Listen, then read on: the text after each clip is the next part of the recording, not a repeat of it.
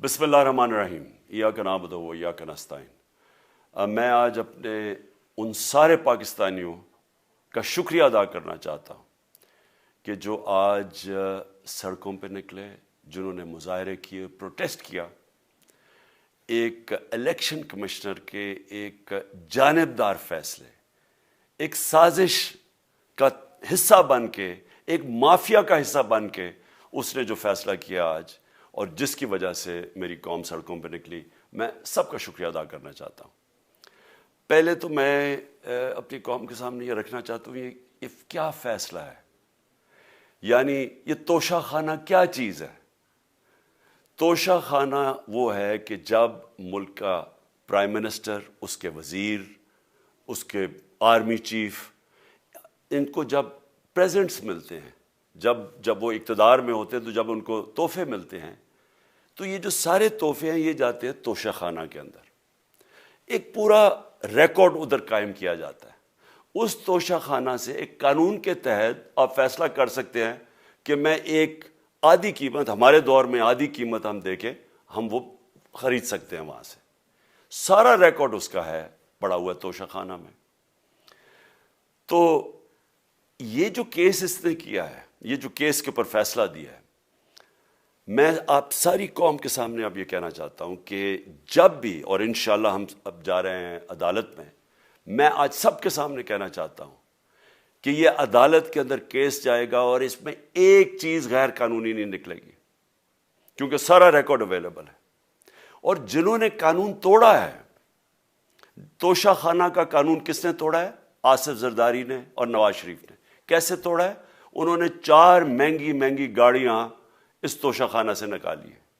قانون یہ کہتا ہے کہ آپ گاڑیاں نہیں نکال سکتے، مجھے بھی ملی تھی۔ تو ان کے کیس تو سنے نہیں، ان کے 10 سال سے کیس پڑے ہوئے جو انہوں نے یہ گاڑیاں غیر قانونی طور پہ نکالی تھی۔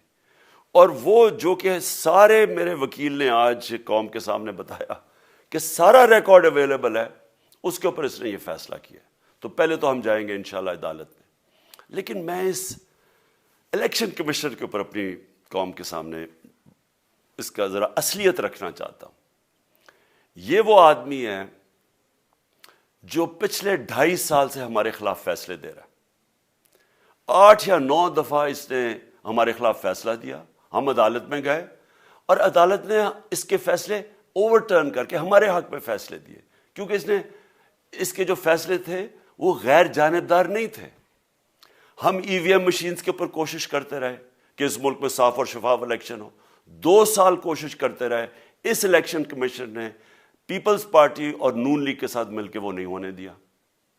ہم نے عدالت میں گئے کہ جو سینٹ کے اندر پیسہ چلتا ہے، سینٹ کے الیکشنز کے اندر، کہ وہ ووٹ ویریفائبل ہونی چاہیے، یعنی لوگوں کو پتہ ہونا چاہیے کہ آپ کے MP کدھر ووٹ ڈال رہے ہیں۔ ہم سپریم کورٹ میں گئے، سپریم کورٹ میں اجازت دے دی کہ ووٹ ویریفائبل ہونی چاہیے، اس نے روک دی۔ اس کے بعد یوسف رضا گیلانی کا بیٹا پیسے دیتے ہوئے پکڑا گیا ووٹ خریدتے ہوئے، اس نے کوئی ایکشن نہیں لیا۔ یہ اس نے جب ہمارا یہ ابھی جو آڈیو لیکس ہوئی ہے، اس کے اندر کیا چیز آئی ہے سامنے؟ آڈیو لیکس میں یہ سامنے آئی کہ نون لیگ کے ساتھ بیٹھ کے یہ فیصلے کر رہا تھا کہ کون سے حلقے ہمارے کمزور ہیں اور کدھر PDM کی ووٹ جو تھی ہمارے حلقوں سے دگنی تھی۔ اس نے ان کے ساتھ بیٹھ کے فیصلے کیے۔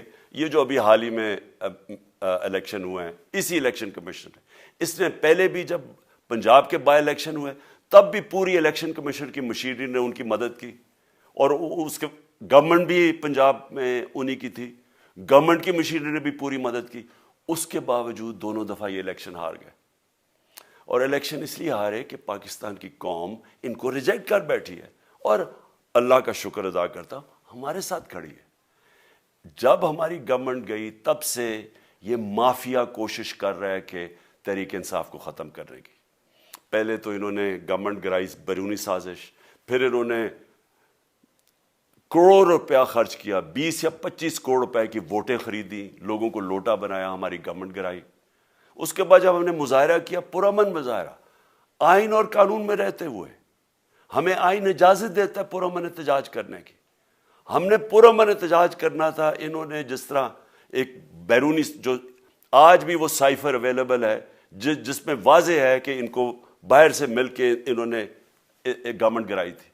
سب کو پتہ ہے سندھ ہاؤس میں 20 25 کروڑ روپیہ چلا اور گورنمنٹ انہوں نے گرائی. اس کے اوپر مظاہرہ ہم نے کیا 25 مئی کو. انہوں نے جس طرح کا ظلم و تشدد کیا ہمارے اوپر, پاکستان کی تاریخ میں ایسے کبھی نہیں ہوا. عورتوں بچوں کے اوپر دیکھ رہے ہیں فیملیز, انہوں نے شیلنگ کی, گھروں میں گھس گئے رات میں, جو پنجاب پولیس کو انہوں نے استعمال کیا, اور انہوں نے سمجھا کہ پارٹی کراش ہو جائے گی. پھر بھی نہیں ہوئی. پنجاب کے بائی الیکشن ہار گئے.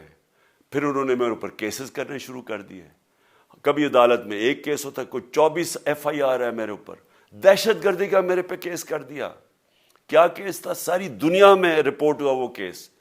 کیس کیا ہے کہ عمران خان کہہ رہا ہے کہ ریمانڈ پہ بھیجنے کے لیے ایک جس کے اوپر تشدد ہوا ہے, کسٹوڈیل ٹارچر ہوئی ہے شہباز گل کو, کہ ہم قانونی کارروائی کریں گے, اس کے اوپر دہشت گردی کا کیس کر دیا.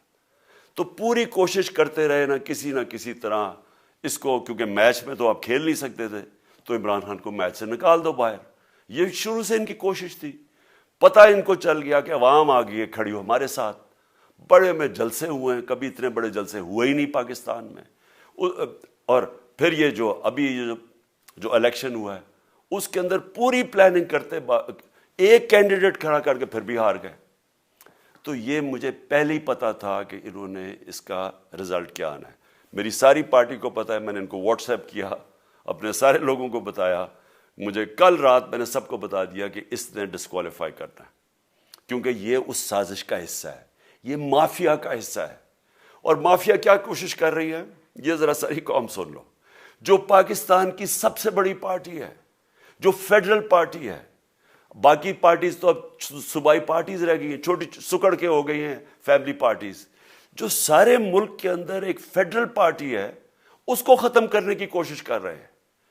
اور یہ میں پھر سے اس ملک کی تکلیف دے جو ہمارا تاریخ کا حصہ تھا, جب ایسٹ پاکستان ہمارے سے علیحدہ ہوا, کیا ہوا تھا؟ جو پارٹی کو سب سے بڑا مینڈیٹ ملا اسی پارٹی کو ختم کرنے کی کوشش کی. ملک کا جو ہوا وہ تاریخ کا حصہ ہے. یہ پھر کوشش کر رہے ہیں کہ ایک پارٹی جو ساری فیڈریشن کو اکٹھا رکھ سکتی ہے, اسی پارٹی کو ختم کرنے کی کوشش کر رہے ہیں کہ جناب عمران خان کو کسی طرح ڈسکوالیفائی کرے اور پھر الیکشن ہو. اور پھر مجھے اور نواز شریف کو ایک ہی طرح دکھایا جا رہا ہے کہ اچھا جی عمران خان بھی ڈسکوالیفائی ہو گیا تو نواز شریف بھی ہو گیا. نواز شریف اس ملک کا بڑا مجرم ہے. 30 سال سے چوری کر رہا ہے اس ملک کا پیسہ باہر. بڑے بڑے محلات ہیں اس کے اور اس کے بچوں کے باہر. ایک رسید نہیں دکھا سکتا کہ پیسہ کدھر سے آیا. میں نے کرکٹ کھیلتا تھا تو میں نے ایک فلیٹ خریدا. میں تو پبلک آفس ہولڈر بھی نہیں تھا. 34-35 سال پہلے میں نے فلیٹ خریدا جب کرکٹ کھیلتا تھا. اس کے باوجود میں نے 8 مہینے عدالت کے اندر ایک ایک رسید بتائی کہ مجھے کدھر سے انکم آئی, کدھر سے آمدنی آئی, اور باہر سے حلال کے پیسے کی جو میں نے جو خرچہ جو خریدا فلیٹ, اس کو جب بیچا بینک کے تھرو پاکستان میں پیسہ لے کے آیا, اپنے ملک میں پیسہ لے کے آیا. اس کی بھی منی ٹریل تھی. عدالت نے مجھے صادق اور امین کہا, اور مجھے مقابلہ اس آدمی سے کر رہے ہیں جو اربوں روپے کی پراپرٹیز لے کے بیٹھا ہوا ہے. کبھی کوئی جھوٹ بولتا ہے کہ جی مجھے قطری کھاد کے جی قطری نے پیسے دے دیے, کبھی وہ کہتا ہے یہ ہیں وہ ذرائع, وہ فیل ہو جاتا ہے. وہ بیٹی کہتی ہے میرے لندن تو چھوڑو پاکستان میں کوئی پراپرٹی نہیں, اور پھر پراپرٹی نکلا. یعنی جو بتا ہی نہیں سکتے کہ اس ملک سے باہر اربوں روپے کی پراپرٹیز ہیں, اور اس کو اور میرے ساتھ کر رہے ہیں کہ جی اب دونوں ڈسکوالیفائی ہو گئے.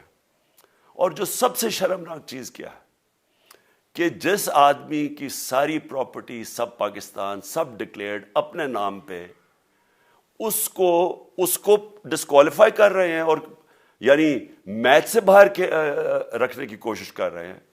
اور کن کو اس ملک میں بچایا جا رہا ہے؟ اس ملک کے بڑے بڑے مجرم جن کے اوپر اربوں روپے کے کیسز ہیں, وہ آ کے پہلے تو ان کو سازش کے تحت ملک پہ بٹھایا جاتا ہے, پھر وہ قانون اسمبلی میں بیٹھ کے نیب کا قانون چینج کرتے ہیں اور 1100 ارب روپے اپنا معاف کروا لیتے ہیں. قوم جب نیچے پسی ہوئی ہے آج مہنگائی میں، بے روزگاری میں، 6 مہینے میں انہوں نے ملک کدھر سے کدھر پہنچا دیا ہے. آج دنیا کہہ رہی ہے کہ پاکستان قرضے نہیں اپنے واپس کر سکتا، ہمارے بانڈز کریش کر گئے ہیں، ہماری انڈسٹری نیچے جا رہی ہے، ہمارا فورن جو پاکستان میں ڈالرز آنے تھے ایکسپورٹس بھی نیچے جا رہی ہیں، ریمیٹنس بھی نیچے جا رہی ہے، ملک کی دولت کم ہو رہی ہے، گروتھ ریٹ نیچے چلی گئی ہے، کسان علیحدہ سڑکوں پہ نکلے ہوئے ہیں، ٹیکسٹائل انڈسٹری وہ 20% بند ہو گئی ہے. 6 مہینے میں وہ پاکستان کو یہاں لے کے آئے ہیں اور اپنے صرف پیسے بچا رہے ہیں، صرف آ کے اپنی چوری بچا رہے ہیں. اور جو آدمی 26 سال سے سٹرگل کر رہے ہیں اس ملک میں، قانون کی بالادستی ہو، انصاف ہو، احتساب ہو، اس کے اوپر کیسز کر رہے ہیں اس طرح کے، صرف اور صرف میرا منہ بند کرنے کے لیے. میں آج اپنی ساری قوم کے سامنے یہ آپ سب کے سامنے یہ وعدہ کرتا ہوں کہ میری جتنی بھی زندگی ہے وہ ان چوروں کا مقابلہ کرنے کے لیے. میں اس کو سیاست نہیں سمجھتا، میں اس کو جہاد سمجھتا ہوں. یہ جو مافیا بیٹھا ہوا ہے جس کا یہ حصہ ہے یہ الیکشن کمشنر، میں جب تک زندہ ہوں میں ان کا مقابلہ کروں گا. میں اپنے سارے آج جو پروٹیسٹرز بیٹھے ہیں، میں آپ سب کو آج پہلے تو شکریہ ادا کرتا ہوں. اب میں کہتا ہوں کہ اب آپ پروٹیسٹ ختم کر دیں. آج آپ پروٹیسٹ اب ختم کر دیں، کیونکہ لوگ اس وقت مشکل میں ہیں اور میں نہیں چاہتا کہ میری قوم مشکل میں ہو. لیکن آپ سب تیاری کریں. میں نے کہا تھا مہینے کے اینڈ میں لانگ مارچ کروں گا، اور میں پوری طرح انشاءاللہ اس ملک کی تاریخ کی یہ سب سے بڑا پروٹیسٹ ہوگا. اور یہ صرف لانگ مارچ پہ ختم نہیں ہوگا، یہ میری حقیقی آزادی کی تحریک چلتی رہے گی جب تک اس ملک کے اندر قانون کی بالادستی قائم نہیں ہوگی. اس طرح کے چور، اس طرح کے ڈاکو، اس طرح کے مافیا، اس طرح کا یہ کرپٹ الیکشن کمشنر، جب تک یہ بیٹھے ہیں میری یہ تحریک چلے گی. اور میں اپنی ساری قوم کو آج کہہ رہا ہوں کہ یہ ملک ایک فیصلہ کن موڑ پہ ہے. اگر ہم جو اللہ کا حکم ہے کہ ظلم اور ناانصافی کے سامنے کھڑے ہو، جہاد کرو، اللہ کا حکم ہے امر بالمعروف، اچھائی کے ساتھ کھڑے ہو اور اس طرح کے چوروں کے خلاف کھڑے ہو، جب تک ہم قوم اس فیصلہ کن وقت پہ اب جدوجہد کرنے کے لیے تیاری نہیں کریں گے، ہم ان چوروں سے اپنی جان نہیں چھڑا سکیں گے. جہاد اللہ نے ہمارے اوپر فرض اس لیے کیا ہے کہ جب ہم ظلم کا مقابلہ کرتے ہیں اپنی بہتری کرتے ہیں، ظلم کم ہو جاتا ہے. جب ہم اس طرح کی ناانصافی اور ظلم کے سامنے سر جھکاتے ہیں ہماری معاشرہ تباہ ہو جاتا ہے.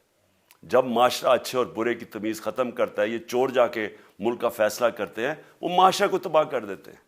ہم آج اس فیصلہ کن وقت پہ کھڑے ہیں.